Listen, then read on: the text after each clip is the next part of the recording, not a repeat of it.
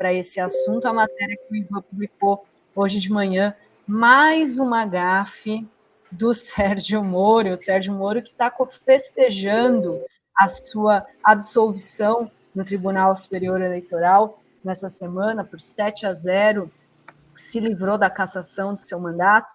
Ele foi dar uma entrevista coletiva e, em vez de falar exacerbada, falou exacerbada.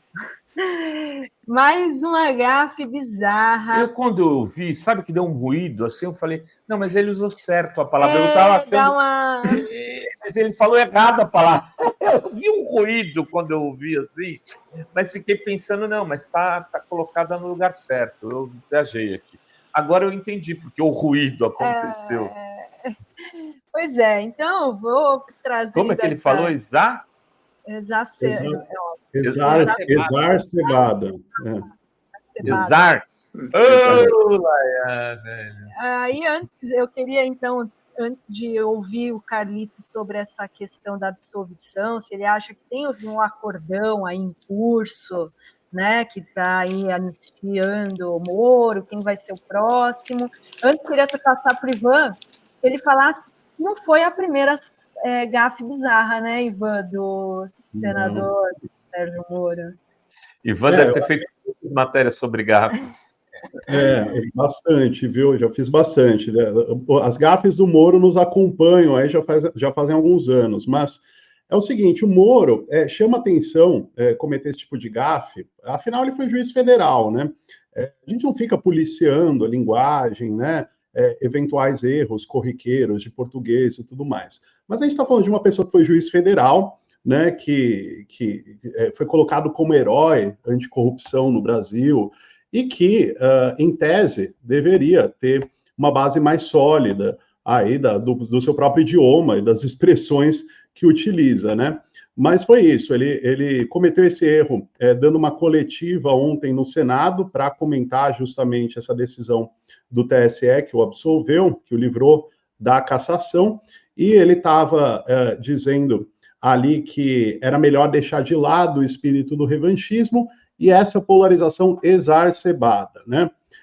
Quem chamou atenção primeiro para esse erro foi o jornalista Reinaldo Azevedo, que inclusive recuperou uma entrevista que ele havia feito com o ministro do STF, Gilmar Mendes, em que o ministro Gilmar Mendes toca justamente nesse ponto, né?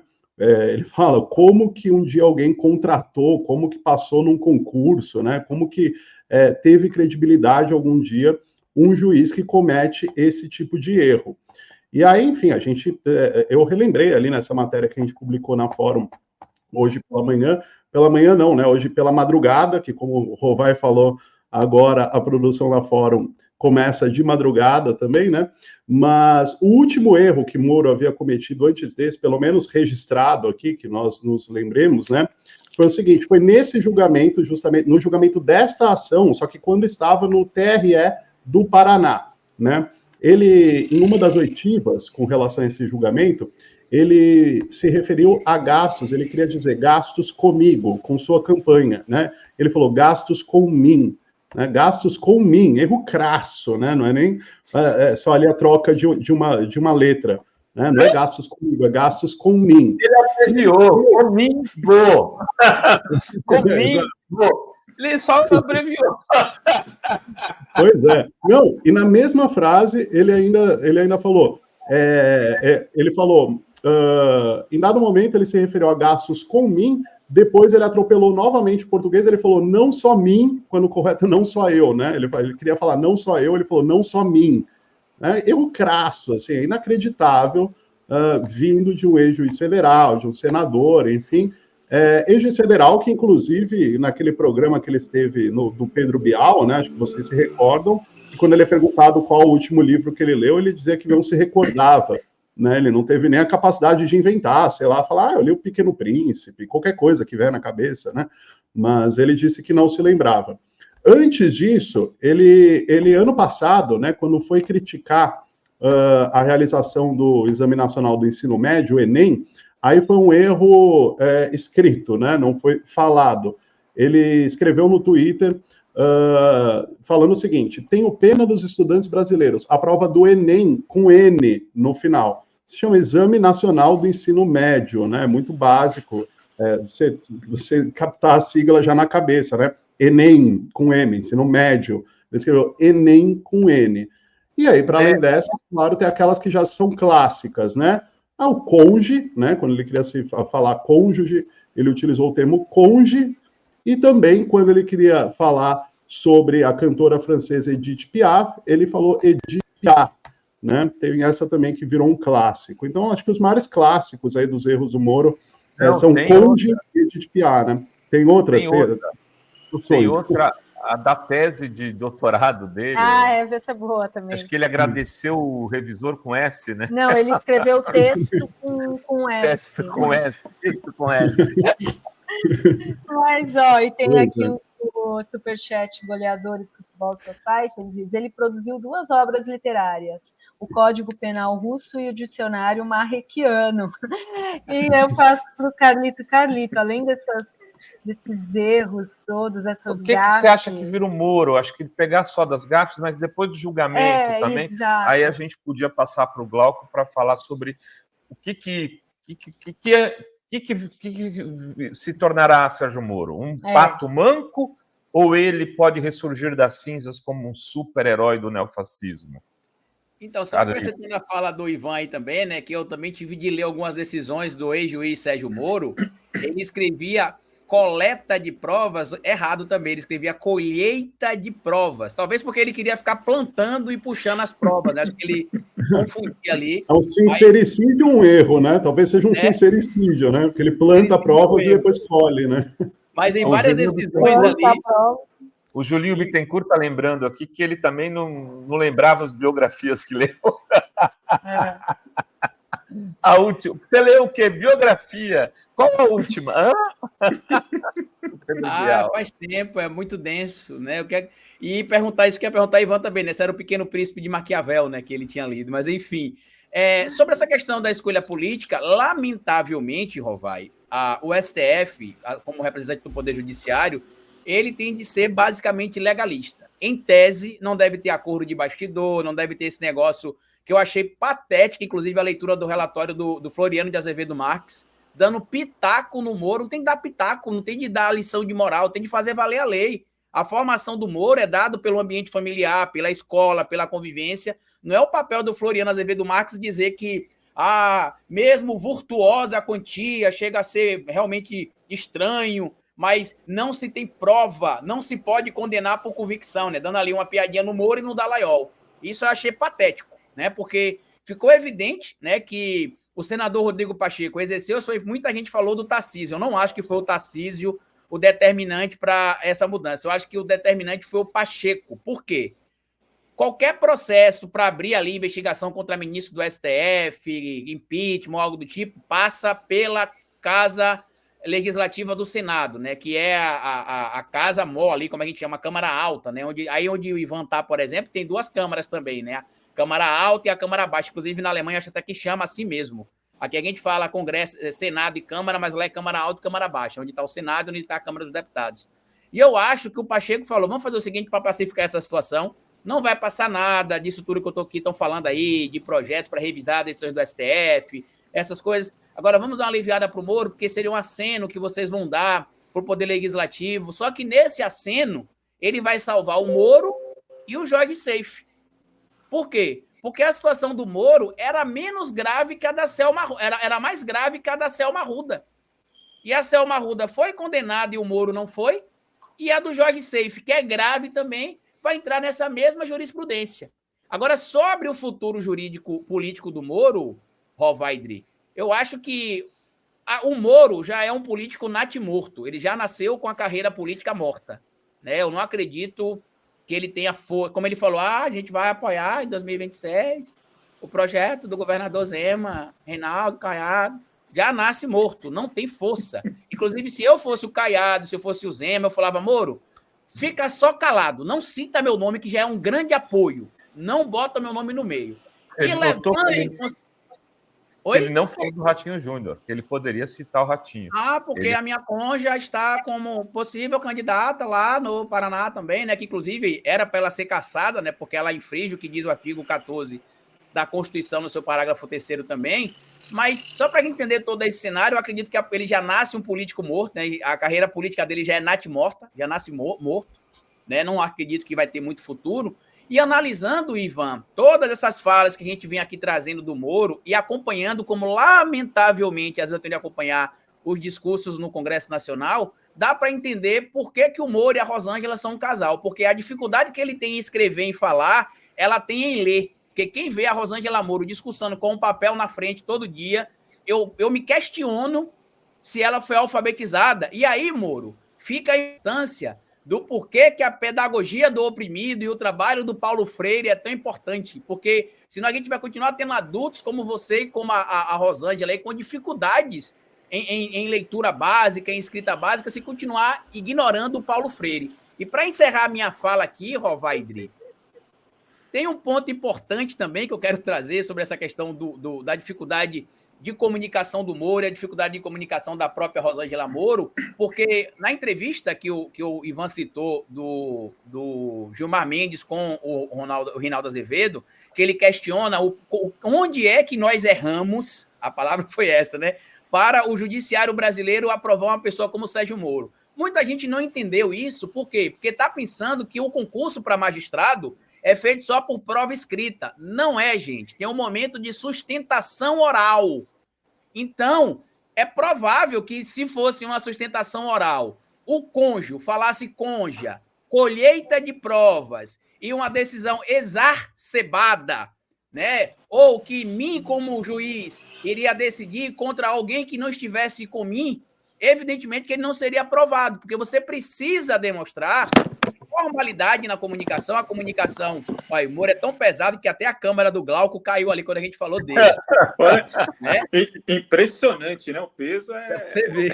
Aqui é quando eu falo do Malafaia. Assim, quando eu falo do Malafaia, essa luz minha aqui fica forte e apaga toda vez. Mas, olha a torradeira queimando ali atrás, né?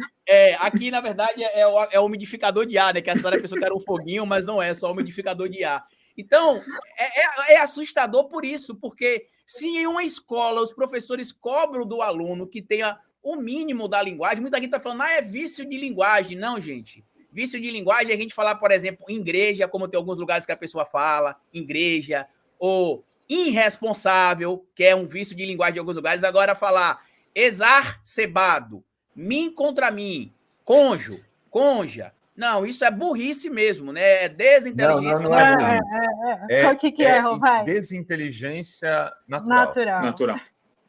Porque eles não chegaram na inteligência artificial. Eles ainda delicados, estão na Calito. Nós estamos no horário aqui que e o último livro que eu li, na verdade, que eu reli, tá? Recentemente, foi Como Funciona o Fascismo. O último, viu, Moro? Eu lembro, o último que eu reli, tá? De quem que é esse? Você sabe que tem um que chama Como Derrotar o Fascismo. Do Eco? Deixa eu pegar aqui, peraí. Pega lá, dica de leitura. Eu tenho Como Derrotar o Fascismo. Esse é muito bom nosso. Também. Eu acho que é do Humberto Eco. Ó. Esse é como funciona o fascismo. O Renato Stanley. A política do nosso contra eles. Eu li também. Eu quero ler também. Tá Vamos para o Glauco Faria. Diga lá, Glauco. Glauco, você acha que o Moro será eleito presidente da República e governará por 20 anos do país? Ou se tornará um marreco do Maringá?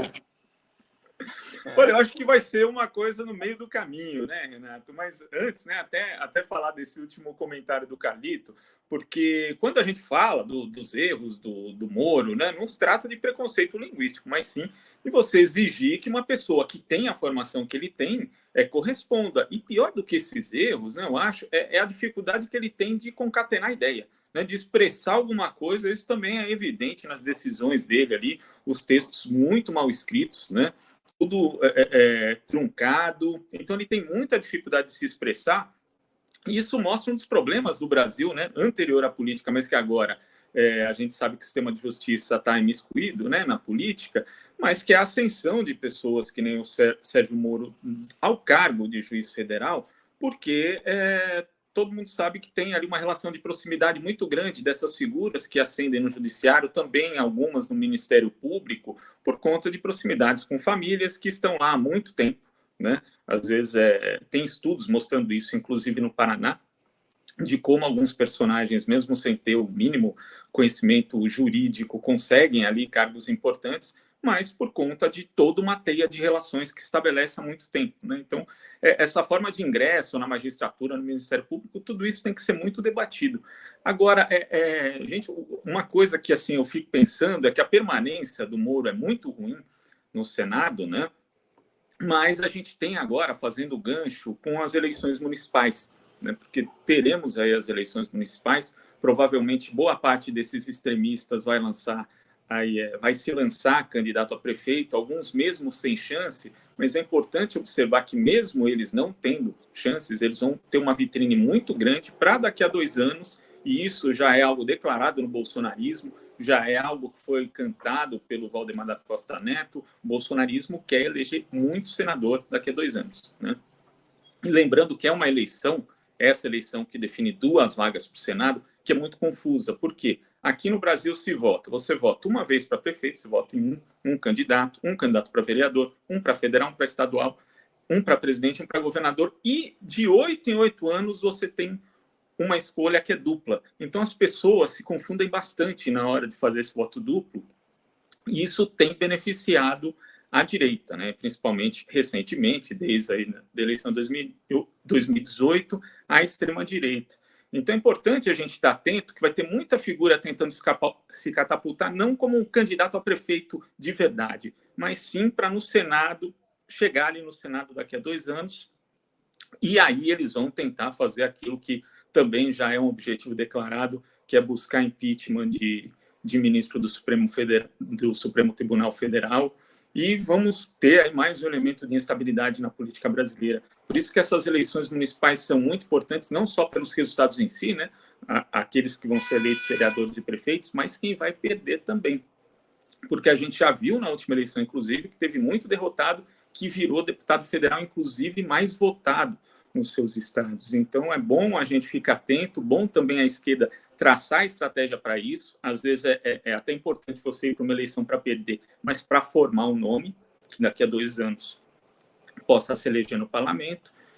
Então, é bom ter atenção nisso. Eu acho que essa eleição aí do Moro, né, como senador, que é uma coisa que até hoje eu acho muito pouco compreensível, sabe? Porque com toda a ficha corrida que o Moro tem da sua participação aí na Lava Jato, não seria algo para encarado de uma forma natural, né? Inclusive, já vou deixar uma dica também de livro. Estou lendo aqui A Política no Banco dos Réus. Não faz isso com o Moro, não, Glauco. Pelo amor de Deus, faz isso com ele, não. Viu, Calito? O livro A Política no Banco dos Réus, que é a Operação Lava Jato, a erosão da democracia no Brasil. Recomendo aí para quem quiser saber também de forma muito bem pesquisada, muito bem documentada. Oi?